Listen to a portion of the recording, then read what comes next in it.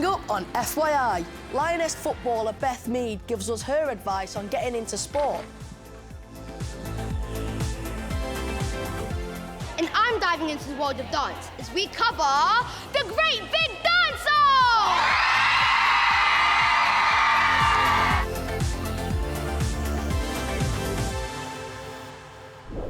Hello, this is your weekly news show FYI, where we give you the latest info and you get to report on your own stories. Yep, and we're going to start with all the trouble that's been happening in cities across France. Yeah, there have been many protests because of the death of a 17-year-old boy called Niall. He was shot by police after he was stopped in a car he was driving in Paris. Police officers claimed the shooting was in self-defence as officers' lives were in danger, but a video emerged of the incident that showed us that wasn't true. His death sparked a lot of anger, and a series of protests that started in Paris soon spread to other cities.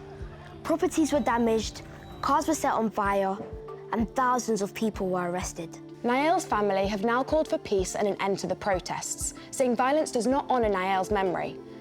C'est la responsabilité des parents. French President Emmanuel Macron said nothing justifies the death of a young person and also called for calm. In other news that has been hitting the headlines, some of our teachers in England have been going on strike again. They're members of England's biggest teaching union, the National Education Union, and they refused to go to work for 2 days. It meant that many of us weren't able to go to school. Yeah, it's all to do with how much money teachers in England are being paid. Some of them say that with the cost of things like food and fuel going up, they need to be paid more so they can still afford these sorts of things. After previous strike action in February, the government offered teachers a new pay deal. However, the unions involved in the dispute have rejected the offer, as schools will have to make cuts elsewhere to be able to afford it. So, you guys know I love to dance, right? Yeah, man, you've got the moves, haven't you? You're a great dancer. Well, I was recently in my element as I got to check out a big national dance competition. And let's just say, it's given me some inspiration. Right behind me is where all the magic is going on. It's the grand finale of the Great Big Dance-Off. It's the biggest national dance competition for the schools in England and Wales. Let's see what's going on.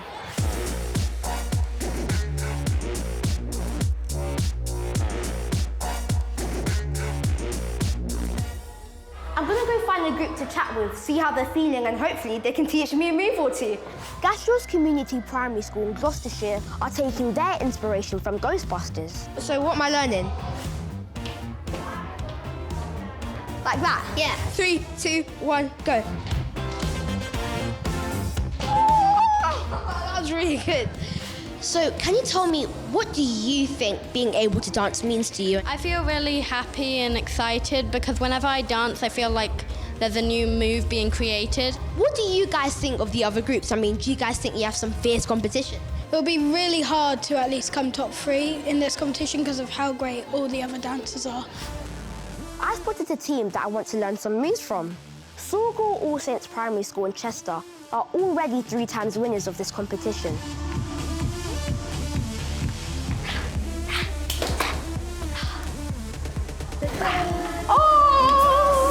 What do you guys think of the other groups? There's 1 or 2 that me and my friend Ollie were talking about and they were like, wow, they're really good. So, yeah, I think the competition will be fierce, but let's hope to win. How do you feel when you're dancing? Oh, dancing is my favourite thing to do. And I just feel brilliant when I'm dancing. It's really exhilarating and I just love the feeling. The competition is hotting up, and it's clear that each of these groups have worked so hard in their routines. We're here before the judges announce the results. It's a pretty nerve-wracking moment, but I'm here with Sorgal All Saints Schools to ask them a few questions. So, how are you guys feeling? My heart's beating like really fast and my chest is just like turning over so many times. I think the judges might give another school an opportunity, but it would still be amazing if we get placed first, second or third. But now, the moment everyone in this room has been waiting for has arrived. They're about to announce the winners. Oh, who's going to be first? If you appear to be Sorgal All Saints, you better come and get a trophy. Where are they? They're winning again! They're going down! Let's go! Let's go! Let's go! Sorgal All Saints Primary School have just got first. What a moment! 4 times in a row now! 4 times in a row! I repeat, 4 times in a row! Sorgal All Saints Primary School. What a school! Great dancers, great people. Oh wow! How are you guys all not feeling? to do to celebrate? Party! Would you drink this water? Scientists on the International Space Station have developed a new way of making drinking water using the astronauts' sweat and urine. Oh, that is horrible. Well, apparently, the end recycled water is even cleaner than the drinking water we get from our taps on Earth. How cool is that? Now, if you're a football fan like me, then you'll know that the Women's World Cup kicks off in just a few weeks in Australia and New Zealand. Now, unfortunately, England are missing a few players, including forward Beth Mead, but she's still been very busy off the pitch writing her new book called Raw, and she joins us now. Hi Beth, thanks for joining us. Thanks for having me. So is your book almost like a guidebook to following your dreams and then getting into the sport that you love? I think the book can be literally what anyone wants it to be. I want anyone to find the love and passion for sport. I don't want it to be too serious, but I also want it to give the reality of becoming a professional sports person. So when someone obviously delves into wanting to go down that path, which I hope lots of people do, you know, it helps them and guides them. So obviously playing at the highest level, what do you say is your biggest life lesson? People don't see the whole picture. They see 90 minutes on a football pitch. They don't see every single day and every hurdle you have to, you know, jump over, or a bad day or a good day. They don't always see them aspects of it. So I think it was important for me to share that in that aspect, because it's not all smooth sailing, and that's okay. Everybody's journey is different, but that's what makes it exciting, and it makes it all worthwhile that you've had a journey. Now, what advice would you give to some boys and girls who maybe feel a bit intimidated or a bit nervous about starting and joining a new team? The best advice I've always been given is, regardless of what I'm doing, whether it's football, whether it's off a pitch, whether it's talking to a group of people in front of them, my mum always told me to take one step at a time. And as simple as it sounds, it's so true. Like, when I first came to Arsenal, I was injured, I struggled. She was like, you know, get up out of bed in the morning, go make your breakfast. That's one goal done. And although it's a normal thing to do within the day, it was like, right, I've done that now, I've ticked that off. Now I get in my car and I'll go to training, and then I'll do this. And I was taking each step at a time. So I would say for like people wanting to obviously go into a new sport or football, whatever it may be, is do your process. Each thing that you do, you tick off, it's a goal done. Go and enjoy it and have some fun. Well, thank you so much for joining us. No, thank you. Thanks for having me. The summer holidays are nearly here, which means there are loads of great family films coming out to enjoy in the cinema. And one that caught our eye was the new Disney Pixar animation, Elemental. And I'm really jealous that FYI News Club member Chloe got to meet and have a chat with the cast. Next up, Elemental is all about Ember. She lives in Elemental City, where she is discouraged by her immigrant parents from mixing with other elements, especially water. Why doesn't anyone get to tell you what you can do in your life? Come on! What made you audition for your role? we actually got a very rare call. That's like, hey, this director wants to meet with you. And I hopped on with Peter, our director, and he started with his story and what this story kind of means to him. I grew up in a grocery store, and my father and mother were immigrants. Now, when I was a kid, I just wanted to fit in America, and so I pushed some of that away, of that culture. And then as I grew up, I began to appreciate it more. I've been trying to fill my father's shoes.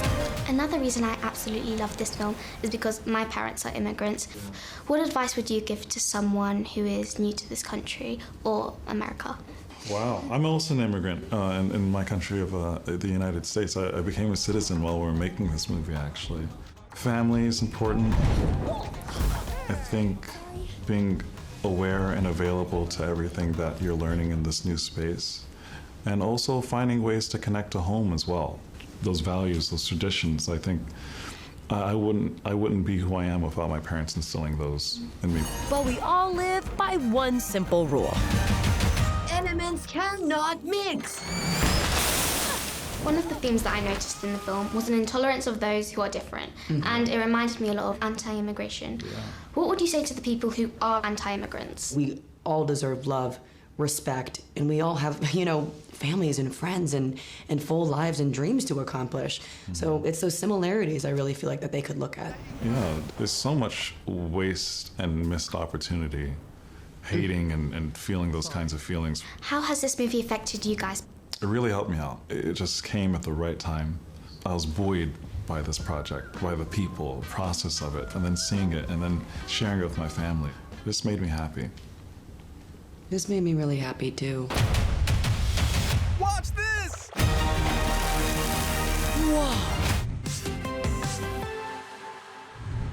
Chloe, thank you so much for reporting for us. So I'm wondering, what was it like interviewing the actors? It was really good, it was really fun, and the thing is, they were all so nice. I absolutely loved it. It was just a really nice experience, and it was like knowing the behind the scenes of the film, and it was just amazing. Yeah, it must have been awesome, like watching the film and then actually being able to meet the people in the film. So what do you think is the main message that the movie gives off? Probably that to never judge someone, and another reason why I love this film is because it relates so much to what's going on nowadays. Because me personally, my parents are from Albania and they're immigrants, a bit like Ember and her family. And it gives off the message to always remember and to be kind to people who are new. And not only that, like racism as well, because not to always be kind to everyone. And it just gives off such a nice message. I mean, it's amazing when, you know, a film can be entertaining but also send out a strong message and teach you something. Thank you so much for reporting for us, Chloe. Thank you for having me here. If you have a story and want to report on FYI, get in touch via our webpage. Or even better, get your teacher to set up an FYI news club at your school. Members get the chance to report for us. We'll even help you film your own story. You can watch and discuss the latest episodes with free resources every week. Check this out. 13-year-old Australian skateboarder Arissa True has become the first female to land a 720. It's a trick which involves making 2 full rotations in the air. Awesome!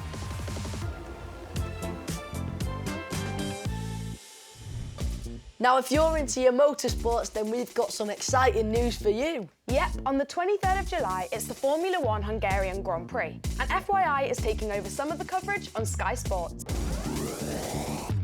Get ready for heart-pounding action, the roar of the engines, and a dramatic race to reach the checkered flag. Braden and I are heading to Hungary to experience for ourselves the thrill of Formula 1. And joining us out there, we've got a friend who's a real Grand Prix expert. Hi there, I'm Zach, and ever since I was 7 years old, I've absolutely loved Formula 1. Now, here's the exciting bit. The three of us are not only going to be watching the race, we're also going to be commentating on it. Yep, Sky Sports are letting us loose behind the scenes. And do you know what? I reckon we're going to bring something really fresh and new to the coverage, right? Definitely. I've got so many questions I want to ask the drivers, and I just can't wait to get a sense of how tense it can be in the pit lane. And we'll be reporting back to FYI the following week to let you know how we got on. It's going to be epic, honestly. Well, that's nearly it for this week, but don't forget you can catch up on all our episodes of FYI on our webpage at firstnotnews/FYI. But before we go, we'd just like to wish the National Health Service a happy 75th birthday. The NHS treats over 1 million people a day and has made a difference to the lives of countless children and families. There are 2 reasons why I'm hugely grateful for the NHS. Firstly, they saved my dad's life 2 years ago after having a stroke. And secondly, I wouldn't be able to run, walk and do sports like I can today if it wasn't for the NHS. This is my favourite nurse, Danny, and then this is the man who chopped my leg off. Hello, Tom. So thank you. I want to thank the NHS because they've been with my family for so many generations. And now they're going to introduce another generation because I'm having a baby sister. I want to thank the NHS for fixing my broken collarbone, even though my dad said there was nothing up with it. I'm grateful to the NHS because a couple years ago when my sister broke her foot, they really helped her out and they really helped take her mind off the fact that her foot was broken. 3 metatarsals. I would like to thank the NHS for continuing to work throughout lockdown and saving so many lives. Thank you, NHS, from all of us in FYI. We'll see you next time. Bye.